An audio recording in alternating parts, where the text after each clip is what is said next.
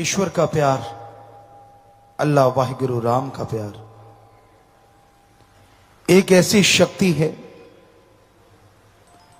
एक ऐसी दवाई है जो आत्मबल को कुछ ही क्षणों में बढ़ा देती है। और साइंस का भी मानना है कि जिनके अंदर आत्मबल होता है वो सफलता की सीढ़ियां चढ़ते चले जाते हैं। पर बाहरी दुनिया में एलोपैथी, आयुर्वेदा, नेचुरोपैथी और भी कोई पद्धति हो, किसी में भी आत्मबल को बढ़ाने वाला टॉनिक खरीदा नहीं जा सकता, बनाया नहीं जा सकता। आत्मबल हर इंसान के अंदर रहता है और उसको बढ़ाने के लिए सिवाय मेथड ऑफ मेडिटेशन के, सिवाय गुरु मंत्र के, सिवाय राम के नाम के कोई तरीका ही नहीं जिससे आत्मबल बढ़ जाए। जिसको यकीन नहीं आता कि ऐसा हो नहीं सकता कि आत्मबल राम नाम से बढ़ता है, तो ऐसे ऐसे डॉक्यूमेंट्स हैं।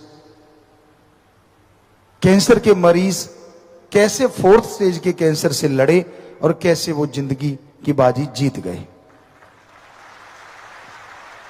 एक हो चलो मानी बात, बाई चांस हो गया, पर अगर हजारों हो तो, और हो भी वही जो राम नाम का सुमरण करने वाले, तो फिर तो कोई संशय नहीं रहता, कोई शंका नहीं रहता। तो ये हकीकत है, आद काल से जब से गुरु पीर फकीर इस धरती पे आए, उन्होंने वो मेथड बताया जिससे आत्मबल बढ़ता है। और ज्यों ज्यों लोग उस मेथड, गुरु मंत्र, कलमा, नाम, अलग अलग शब्द हैं भाषा में, उसको करते गए, त्यों त्यों उनके अंदर की खुशियां बढ़ती चली गई। अभी 2-3 साल पहले जर्मन, ऑस्ट्रेलिया और भी कई कंट्रीज के साइंटिस्टों ने यह प्रूव किया कि माली का नाम लेने वालों में आत्मबल बहुत ज्यादा होता है। उन्होंने सेंसर वगैरह लगाए, चिप वगैरह लगाई और लगभग 2-2 हजार लोगों को अलग अलग रखा। एक वो जो नास्तिक, एक वो जो आस्तिक। तो उन्होंने देखा जो नास्तिक लोग थे, बात बात पे झगड़ा, बात बात पे सुसाइड तक पहुंच जाना, परेशानी, बीमारी में आत्मबल गिरा देना, चारपाई जल्दी पकड़ लेना, ये लक्षण पाए गए। और जो आस्तिक थे, ईश्वर मालिक को मानने वाले, उनमें देखा गया वो बात बात पे जल्दी से झगड़ते नहीं, सुसाइड का तो मतलब ही नहीं, बीमारी आती है तो भी डरते नहीं बल्कि उससे लड़ते हैं मालिक के नाम के साथ और बीमारी से जीत जाते हैं। तो उन्होंने और सर्च किया आखिर ऐसा क्या है। तो उन्होंने और ज्यादा कंप्यूटर लगाए, और ज्यादा चिप सेंसर लगाए। तो उन्होंने लिखा है साइंटिस्टों ने कि हमें पता चला कि जब ये प्रेयर करते हैं, जब ये भक्ति करते हैं, ब्रह्मांड से अदृश्य किरणें आती हैं और इनके माइंड में समा जाती हैं, जिससे इनको पावर मिलती है। पर ब्रह्मांड में कहां से आती हैं, कौन उन किरणों को भेजता है, तो उनका लिखना था, उसको हम नहीं पकड़ पाए, शायद सुप्रीम पावर। तो वो सुप्रीम पावर ही हमारे धर्मों में भगवान कहलाता है, अल्लाह वाहिगुरु राम कहलाता है। तो साइंटिस्ट भी मान गए। पर कई बार होता है लोग कुछ पढ़ लिख जाते हैं और अकड़ू मास्टर बन जाते हैं। चंद किताबें पढ़ ली, अहंकार आ गया कि मेरे जितना ज्ञान तो दुनिया में कोई जानता ही नहीं, मैं जितना पढ़ा लिखा हूं, मैं ही एक इकलौता हूं, पहले भी दुनिया में कोई वैसा नहीं था, अब भी नहीं है। तो हम उन्हें चैलेंज करते हैं ऐसे लोगों को कि आपने कोई मास्टरेट की डिग्री हासिल की है, डॉक्टरेट की डिग्री हासिल की है, उसमें जिंदगी के 25 साल लगाए होंगे, कम से कम 20 से 25 साल, तो आप भगवान के लिए 25 महीने हमारे तरीके से लगाओ, अगर वो ना मिले तो हम गारंटी देते हैं। अरे 1 मिनट भगवान के लिए लगाया नहीं और बैठे बैठे कह देना कि भगवान है ही नहीं। तो अगर कोई बैठे बैठे कहते डिग्रियां है ही नहीं, डॉक्टरेट होती ही नहीं, मास्टरेट होती ही नहीं, तो आप क्या कहोगे? उस आदमी को मूर्ख कहोगे ना, कि पढ़ता नहीं, पढ़ा लिखा है नहीं, अनपढ़ गवार है, इसको क्या पता डिग्रियां होती हैं, डॉक्टरेट होती है। तो वैसे संत ऐसे लोगों को गवार और मूर्ख कहते हैं, जो बैठे बैठे कह देते भगवान नहीं। क्या आपने रिसर्च किया? क्या आपने भक्ति की? अरे डिग्रियों के लिए 25 साल लाइफ के लगा दिए और भगवान के लिए 1 मिनट नहीं लगाया और बैठे बैठे डिसाइड कर दिया भगवान है ही नहीं। तो आपको तो फिर जो जानता है, जिसने देखा है, वो तो मूर्ख ही कहेगा ना। कड़वा लगेगा आपको, बुरा लगेगा, लेकिन सच तो सच है। या तो रिसर्च करो, फिर पता चले कि ईश्वर है कि नहीं है। बैठे बैठे डिसाइड कर देना, ये तो मूर्खता है। ये तो इस तरह है जैसे आप भीड़ बड़े चौराहे में एक मकान में अपने को बंद कर लें, लॉक लगा लें, बाहर स्पीकर रख के माइक पे अनाउंसमेंट कर दें कि सारी दुनिया मर गई। लोग गेट कहेंगे खोल, बाहर निकल के देख दुनिया जिंदा है। तो भाई भगवान तो है, अल्लाह वाहिगुरु राम तो है, पर उसके लिए रिसर्च करना पड़ता है, टाइम लगाना पड़ता है। बैठे बिठाई तो रोटी नहीं मिलती, भगवान तो कहां से मिलेगा? अरे पहली क्लास पार नहीं होती सही ढंग से जब तक पढ़ा ना जाए, डिग्रियां तो दूर की बात। तो ईश्वर के लिए टाइम तो लगाना पड़ेगा ना, समय तो देना पड़ेगा। हां, फिर वो ना मिले, फिर हम आपको गारंटी देते हैं आप जो मर्जी कहिए, पर समय पहले देना पड़ता है। पहले मेहनत, फल बाद में, ये थ्योरी है। चाहे आप कोई भी धंधा देख लो, पहले मेहनत करनी पड़ती है, फल बाद में मिला करता है। तो उसी तरह पहले भक्ति, भगवान बाद में। पहले भक्ति करनी पड़ेगी। ना पैसा दो, ना चढ़ावा करो, ना कपड़े बदलो, ना धर्म बदलो, ना भाषा बदलो। बस कुछ समय, घंटा सुबह शाम अपनी जीभा से, अपने ख्यालों से रिपीट करो उसका मेथड ऑफ मेडिटेशन, गुरु मंत्र। तो हो नहीं सकता कि उसके नजारे आपको ना मिले।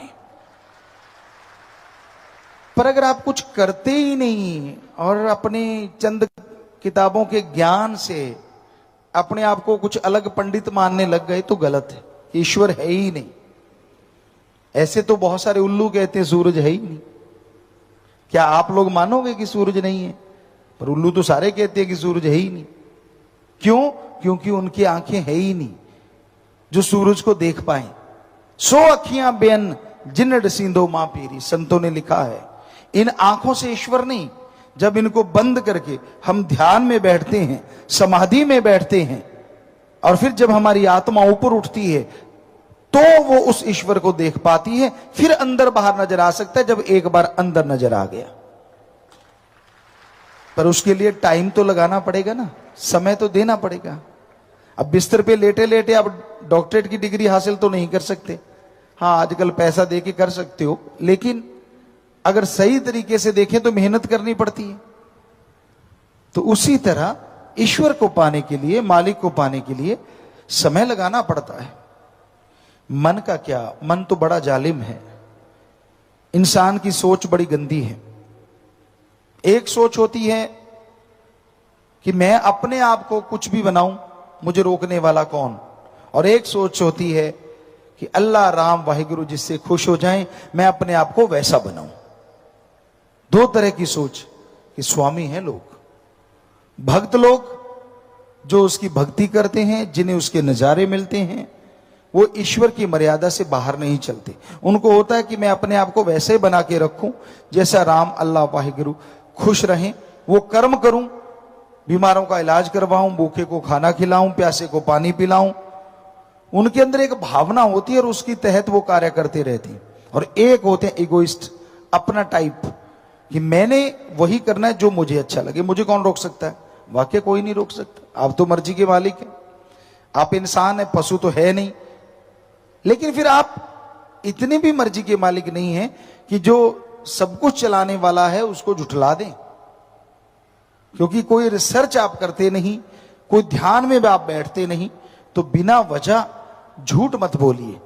या तो रिसर्च किया हो, रिजल्ट ना आए तो कहिए, और रिसर्च करते नहीं, रिजल्ट आए कहां से। तो इसलिए हमेशा वैसे बन के रहिए। अगर आप ईश्वर को पाना चाहते हैं, उसकी खुशियां हासिल करना चाहते हैं, तो उसकी भक्ति करिए, इबादत करिए। वो राम सबके काय स्वार्था है, और वही अल्लाह वाहिगुरु सतगुरु राम ही एक ऐसा है जो निस्वार्थ सबको खुशी बख्शता है, सबको प्यार करता है। उसको किसी से कोई स्वार्थ नहीं होता, बल्कि वो सबकी स्वार्थ पूर्ति करता रहता है। ये हकीकत है, ये अजमाई हुई बातें करोड़ों लोगों की। कई बार लोग बुरे कर्म करते हैं, बुरी चीजें करते हैं, गलत रास्तों पे चलते हैं, तो गुजारिश, जो राम नाम से जुड़ जाए उसे गलत रास्ते पे चलना नहीं चाहिए। कोई सेवादार बन जाए, अगर वो चलता है तो इस जन्म में ऐसी नरक भोगता है जो कहने सुनने से परे। इस यानी तरह तरह के रोग, तरह तरह की बीमारियां, तरह तरह की टेंशनें जो आम इंसान को रहती है, फिर उसी को भी उससे कई गुना बढ़ के आ जाती हैं। एक जानकार डॉक्टर है, अगर वो पॉइजन अपने आप को लगाता है तो बहुत बड़ा गुनाहगार है। वैसे कोई भी ऐसा जहर लेता है वो आत्मघाती महापापी, लेकिन एक अनजान आदमी अनजाने में कोई चीज खा बैठता है, और एक जानकार आदमी जानबूझ के ऐसा करता है, दोनों में जमीन आसमान का फर्क। तो इस सत्संगी को तो पता होता है कि ये गलत कार्य है, ये नहीं करना चाहिए। सेवा में भी पैर रखता है, ड्यूटी में भी दिखाता है कि मैं बहुत बड़ा हूं, भक्त बहुत बड़ा हूं, और करता है बुरे कर्म, तो ऐसे आदमी की जिंदगी नरक से बदतर हो जाती है। ऐसा कर्म मत किया करो। या फिर राम नाम से दिखावा मत किया करो। राम नाम का दिखावा भी करते हो और बुरे कर्म भी करते हो, आप तो क्या फिर कुलों तक जाती है वो चीज। कोई सुखी नहीं रहता घर में, और आप दोष देते रहते हो दूसरों को, उसकी वजह से, उसकी वजह से, उसकी वजह से, और खुद की वजह ध्यान में नहीं रहती। दिए तले अंधेरा, खुद का पता ही नहीं कि मैं क्या क्या करता फिरता हूं, क्योंकि किसी को पता ही नहीं, वो तो चुपके करता है। पर एक है जिसको सब पता है, जो सब जानता है, उसको तो पता है ना आप कैसे कैसे कर्म करते फिरते हैं। और फिर जब भोगने की बारी आएगी फिर चिल्लाना मत। इसलिए बुरे कर्म करने छोड़ दो।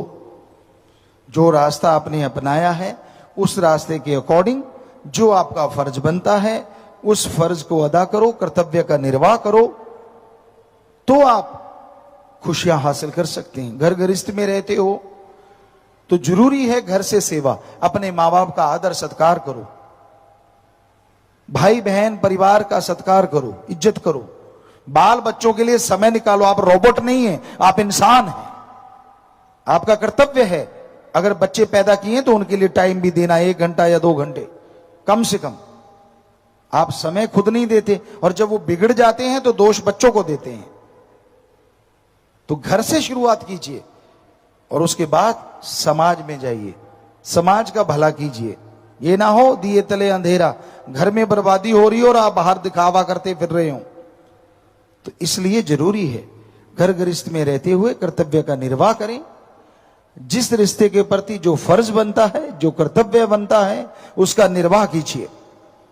और अगर आप त्यागी तपस्वी हैं तो जिसके लिए त्याग किया है उसके अकॉर्डिंग चलिए। उसमें पाखंड, दिखावे या ढोंग में मत पड़िए, या गलत कार्य मत कीजिए। ये ना हो कि आपको जो रास्ता दिखाया गया और जो रहन सहन बताया गया उसके उल्ट चलते हैं, अपने मन की करते हैं, तो कहां से खुशियां ढूंढते हैं आप। कोई भी घर गृहस्थ में रहे, चाहे त्यागी हो, उसके लिए जो भी जिंदगी के असूल हैं उसका निर्वाह करना ही सच्ची भक्ति होती है। जो उसके उल्ट चलता है वो अपने पांव पे कुल्हाड़ी खुद मारता रहता है। तो इसलिए हमेशा नियम बने हैं इंसान के लिए, कर्तव्य निर्वाह करने का तरीका बना है, उसके अनुसार चलते जाइए तो मालिक की कृपा दृष्टि होगी। जिंदगी में खुशियां हासिल करेंगे, टेंशन फ्री रहेंगे, और मालिक की दया में रहमत हमेशा बरसती रहेगी। आत्मविश्वास बढ़ेगा, आत्म बल बढ़ेगा, जिसके सहारे अंदर बाहर तरक्की हासिल आप करते जाएंगे। उनके परिवारों में, उनके अंदर ऐसी कमियां आती हैं जिसकी वजह से वो बर्बाद हो जाते हैं। इसलिए उस मालिक को खिलौना ना समझो, वो सब जानता है आप कब क्या कहाँ क्या सोच रहे हैं, क्या करने वाले हैं, उसको पहले से मालूम है। कई कहते जब भगवान को मालूम होता है वो रोकता क्यों नहीं? रोकता है। जो मालिक का प्यार करने वाले हैं, मालिक का नाम जपने वाले हैं, उनके अंदर आवाज जरूर आती है कि तू गलत रास्ते पे चल पड़ा, तेरा रास्ता बदल गया है, अब तू बुरे कर्म करने शुरू कर रहा है, मनमते चल रहा है, गुरुमता तेरा खत्म हो गया है। लेकिन मन अहंकारी इतना दबा देता है, अरे छोड़, गुरुमते चल के कौन सा तुझे हीरे मोती मिल गए, गुरुमते चल के कौन सा तुझे जायदाद मिल गई, चल तू अपने हिसाब से चलेंगे, अपने हिसाब से जिंदगी जिएंगे। फिर अपने हिसाब से ही कर्मों का बोझ उठाना पड़ता है, तब कुरलाता है, लेकिन तब तक बहुत देर हो चुकी होती है। इसलिए संत पीर फकीर जो बताते हैं कि अल्लाह मालिक की आवाज तो आती है कि बुरा कर्म मत कर, मनमते मत चल। एक बार की बात है, परमपिता शास्त्राम जी दाता रहबर के पास कोई सत्संगी आए और हम भी आए थे, हमें पूरा ख्याल में नहीं आए थे या नहीं, लेकिन याद आता है कि हम आए हुए थे। तो उस किसी सज्जन ने आके पूछा, पिताजी ये मैं घर बना रहा हूं, वैसी लाइन से खींच के, तो मैं जंगला इधर रखूं या उधर रखूं? अब पास खड़े जिम्मेवार थे, वो हंसने लगे, कहते यार ये भी कोई पूछने वाली बात है, तेरी मर्जी, जिधर मर्जी जंगला रख ले। परम पिताजी मुस्कुराए। सत्संगी कहने लगा, नहीं मैं तो पिताजी से पूछूंगा। तो बेपरवाह जी ने फरमाया, गुरसिख की भावना होती है, जो जंगला भी पूछ के रखते हैं उनके मकानों की रक्षा भी फिर मालिक ही किया करते हैं। सो ये तो एक उदाहरण है। कहने का मतलब जो गुरुमुखता की राह पे चल पड़े तो फिर दुनिया के तानों से या दुनिया की बातों से उलझना क्या, किसी से लड़ना क्या, आप अपने रास्ते पे चलते जाइए, अपने आप रक्षा संभाल सतगुरु मौला करेंगे। ਧੰਨ ਧੰਨ ਸਤਿਗੁਰੂ ਤੇਰਾ ਹੀ ਆਸਰਾ। ਗੁਰੂ ਜੀ ਦੀ ਪਿਆਰੀ ਸੰਗਤ ਨੂੰ ਨਿਵੇਦਨ ਕੀਤਾ ਜਾਂਦਾ ਹੈ ਕਿ ਹਰ ਰੋਜ਼ ਸਤਸੰਗ ਸੁਣਨ ਦੇ ਲਈ ਸਾਡੇ ਚੈਨਲ ਡੇਰਾ ਸੱਚਾ ਸੌਦਾ ਨੂੰ ਸਬਸਕ੍ਰਾਈਬ ਕਰ ਲੈਣਾ ਜੀ।